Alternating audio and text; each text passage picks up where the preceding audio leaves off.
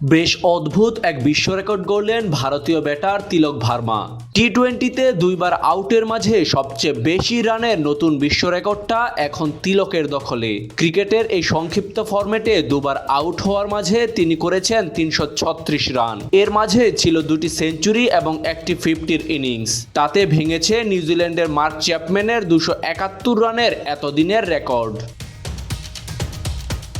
গতকাল ইংল্যান্ডের বিপক্ষে সিরিজের তৃতীয় টি-20 ম্যাচে আউট হওয়ার আগে তিলক খেলেছেন 107, 120, 72 এবং 19 রানের অপরাজিত 4টি ইনিংস। আর গতকাল খেললেন 18 রানের ইনিংস। টি-20 ইতিহাসে এত বেশি রান করার মাঝে আউট না হওয়ার এটি সবচেয়ে বড় বিশ্ব রেকর্ড। তিলক ভার্মার আগে 2023 সালে পাকিস্তানের বিপক্ষে 4 ম্যাচে অপরাজিত থেকে 271 রান করেছিলেন চ্যাপম্যান। শ্রেয়াস আয়ার এবং অ্যারন ফিঞ্চ এই সমীকরণে করেছেন 240 রান। কিন্তু তিলক ভার্মা অতীতের সব রেকর্ড ভেঙে দিয়ে জানান দিলেন ভারতের নতুন অস্ত্র বিশ্বমঞ্চ কাঁপাতে প্রস্তুত।